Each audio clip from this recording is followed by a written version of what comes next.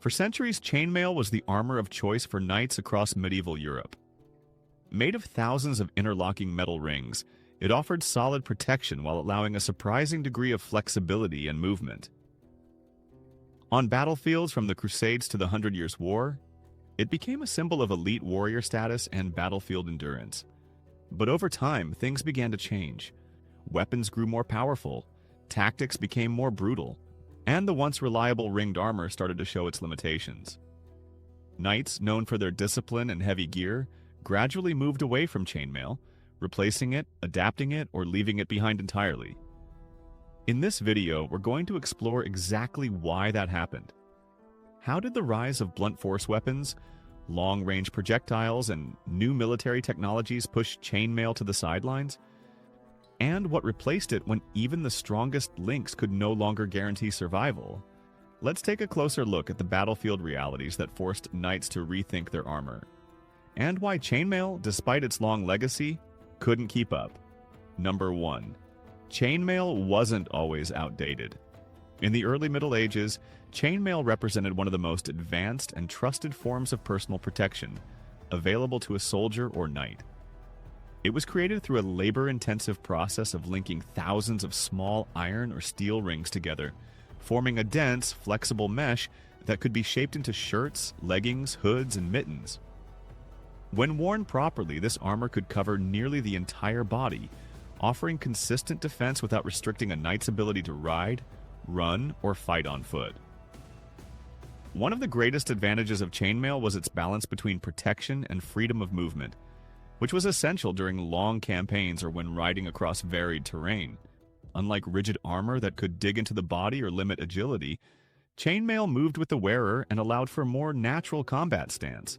Its effectiveness was particularly evident against slashing attacks, which were common on medieval battlefields. Swords, axes, and other edged weapons would often glance off the interlinked rings rather than cutting through them, greatly reducing the risk of fatal wounds from glancing blows. Knights wearing chainmail could fight longer and take more hits without suffering serious injury from cuts. However, chainmail wasn't without weaknesses, and those started to become more apparent over time.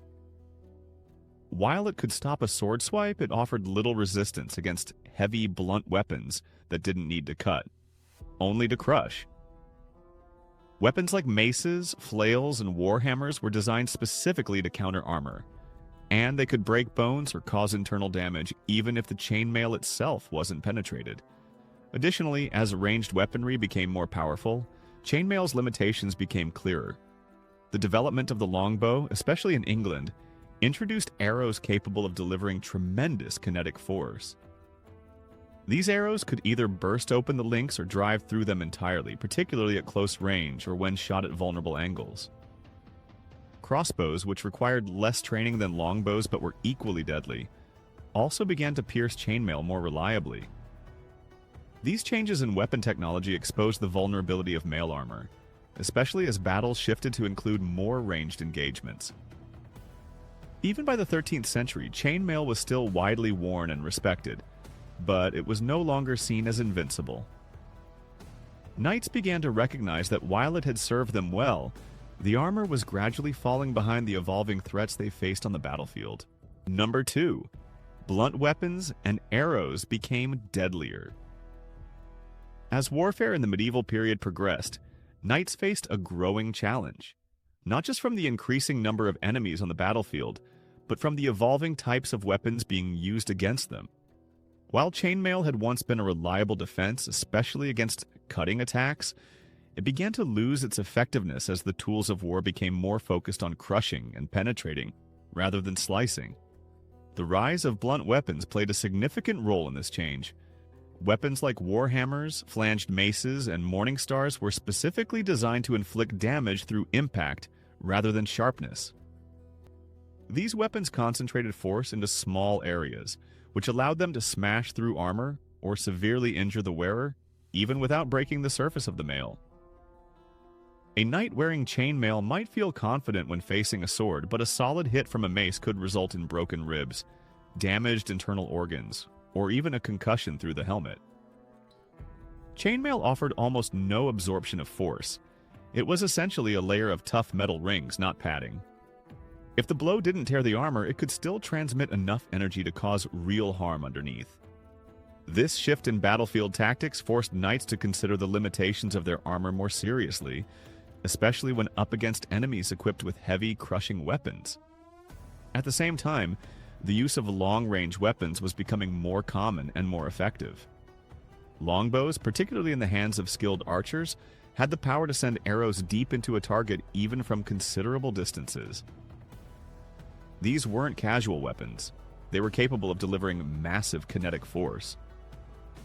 A well-placed arrow could pierce chainmail, especially when aimed at thinner areas like the armpits, thighs, or neck. Even if the arrow failed to pass entirely through, it could become lodged in the rings, making movement more difficult and exposing the knight to further attacks. Crossbows were just as dangerous, if not more so. Unlike longbows, crossbows required less training and could still fire bolts with deadly power. They allowed infantry to threaten armored cavalry from behind defensive lines, something that earlier periods hadn't dealt with as seriously. The combined effect of these weapons, crushing from blunt force and piercing from high-powered arrows, meant that chainmail, once seen as a high-status form of defense, was no longer enough by itself.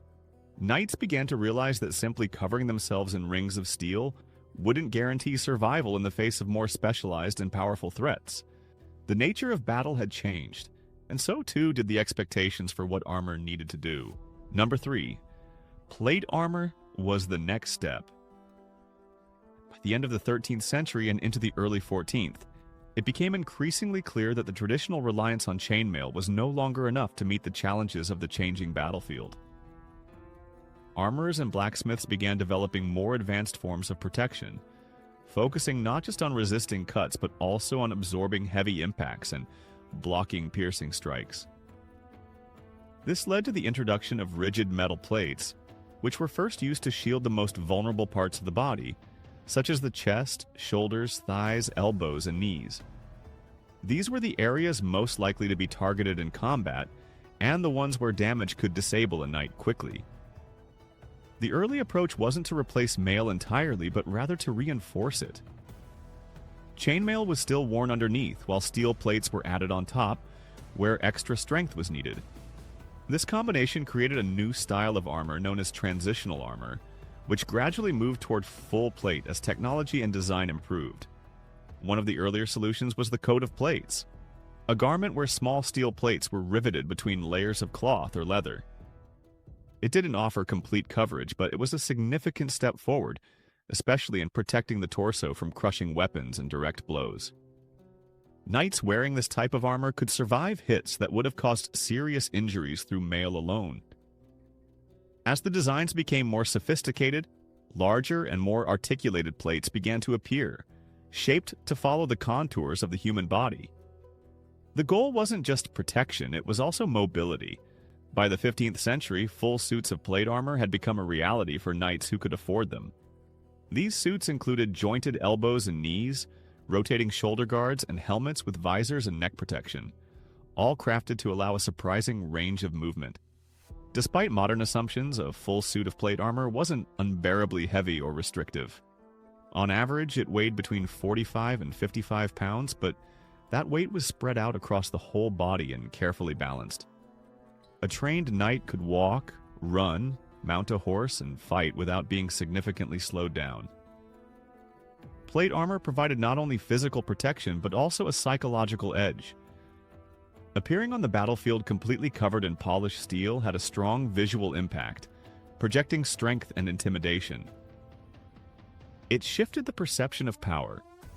Knights no longer just needed to be skilled, they also needed to look invulnerable. This transformation marked a turning point in medieval warfare, where appearance, defense, and technology all began working together to redefine what a warrior could be. Number 4, chainmail was still there, just not alone. Although plate armor eventually became the dominant form of protection for medieval knights, chainmail didn't vanish the moment solid steel became widespread. In reality, mail continued to play an important supporting role even during the height of plate armor's use. Full suits of plate were never completely seamless or entirely rigid. There were always vulnerable areas, places that needed to remain flexible to allow the knight to move properly, such as the armpits, elbows, back of the knees, groin, and neck. These zones couldn't be fully covered with hard plates without restricting movement too much or creating impractical gaps. That's where chainmail stayed useful. It filled in those spaces, acting as a flexible but still reliable barrier that could protect against slashes or glancing blows. Knights didn't abandon mail entirely, but rather adapted it into a secondary layer worn underneath or between plates.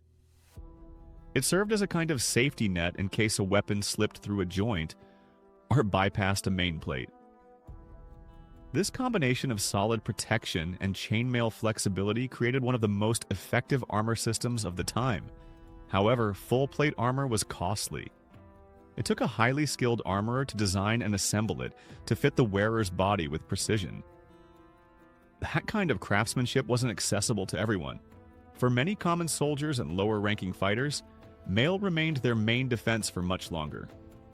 Mail shirts, hoods, known as coifs, and even leggings continued to be produced in large numbers. They were less expensive to make and didn't require a custom fit, which meant they could be issued to troops in larger quantities. Unlike plate armor, which needed careful maintenance to avoid rust or joint failure, chainmail was more forgiving in harsh conditions. Soldiers could wear it over simple padding and still enjoy a decent level of protection, particularly against cutting attacks and light weapons. Over time, though, the cost of producing plate armor began to fall. Techniques like mass riveting and standard sizing allowed armorers to supply more fighters with better protection.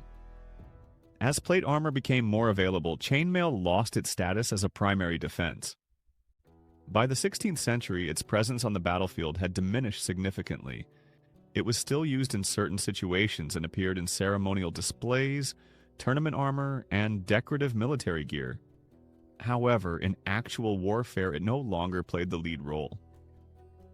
This shift didn't mean that mail had failed, rather it had been outpaced by innovations that offered greater defense against increasingly dangerous threats. Number 5. Gunpowder ended the debate. The introduction of gunpowder to European warfare in the late 15th century marked a fundamental turning point, not only in how battles were fought, but also in how soldiers protected themselves. Until that moment, armor had continued to evolve, adapting to increasingly powerful melee weapons and more effective arrows. Chainmail had already been largely replaced by plate among elite warriors, but the presence of mail was still visible in certain areas of armor design. However, once firearms began appearing on the battlefield in the form of hand cannons, arquebuses, and later muskets, everything changed with unprecedented speed. Unlike earlier weapons, these firearms didn't rely on strength or precision to inflict damage. Even a poorly trained soldier could fire a lead ball with enough force to penetrate the best armor of the time, including thick breastplates and reinforced helmets. The initial response from armorers was to increase the thickness of the metal, especially around the chest where most shots were likely to hit. In some cases, double-layered breastplates were produced, and armor was tested directly by firing bullets at it to see if it could withstand the impact. Some pieces even displayed dents or marks from these tests, a reminder of how desperate knights were to keep their armor relevant. But this came at a cost. Thicker armor meant greater weight, and no matter how strong a person was, there were limits to how much steel they could wear without sacrificing mobility, stamina, or speed. A knight encased in extremely heavy plate might survive a shot, but he might also collapse from exhaustion or become an easy target when unable to move freely. As firearms improved and spread throughout European armies, armor quickly became less of an asset and more of a burden. Infantry units began prioritizing speed, maneuverability, and the ability to reload and fire efficiently. By the early 17th century, most soldiers had abandoned traditional armor altogether, keeping perhaps only a simple helmet or a light breastplate for ceremonial use or minimal protection. Chainmail, once the foundation of knightly defense, had long since disappeared from the battlefield. In a world dominated by gunpowder, the idea of relying on interlinked rings of metal for survival no longer made sense. The effectiveness of personal armor had reached its limit, and the balance of power shifted from defense to firepower, marking the end of an era for knights and their once reliable chainmail. Number 6. The cultural shift in knighthood. As the structure of warfare evolved and armor technology reached its peak, the very identity of knighthood began to shift in ways that reflected broader changes in medieval society. In the early and high Middle Ages, being a knight was primarily a military function. Knights were professional warriors trained for mounted combat, direct engagements, and battlefield leadership. Their armor was practical, their weapons were tools of survival, and their reputation was forged through experience in violent conflict. Chainmail had long been a part of that image, both as functional gear and as a visual marker of elite status. But by the late 15th and into the 16th century, knighthood started becoming something else entirely. The battlefield was no longer where knights proved themselves, and chainmail no longer defined their presence. During the Renaissance, political power began centralizing under stronger monarchies, and the feudal system that had once supported a knightly warrior class started to weaken. Armies were no longer made up of individual lords bringing their own retinues. Instead, professional soldiers, mercenary companies, and state-funded troops became the standard. As a result, knights found their role on the battlefield reduced. They still existed, but their identity was increasingly shaped by ritual, rank, and noble image rather than military necessity. Tournaments and ceremonial displays replaced real warfare as the main stage for knightly culture. These public events allowed knights to demonstrate skill and bravery, but the armor used in such contexts was designed more for show than for function. It was heavier, more ornate, and often featured gold inlays, decorative etchings, and impractical elements meant to impress rather than protect. Chainmail, once a core feature of a knight's gear, began to look outdated. It was still present in artwork, statues, and historical references, but more as a nostalgic symbol than a relevant part of military life. Painters and sculptors continued to depict it out of tradition, not because it was still being worn in combat. This shift wasn't just about armor, it was part of a deeper cultural transformation. Knights were no longer the dominant force in warfare. Gunpowder, organized infantry, and political shifts had reshaped the battlefield entirely. What remained of knighthood became a symbol of noble heritage and chivalric ideals, not a practical military role. In this new world, chainmail didn't disappear because it was forgotten. It faded because the society that had once needed it no longer existed in the same form. The battlefield had changed, and with it, the knight's place within it.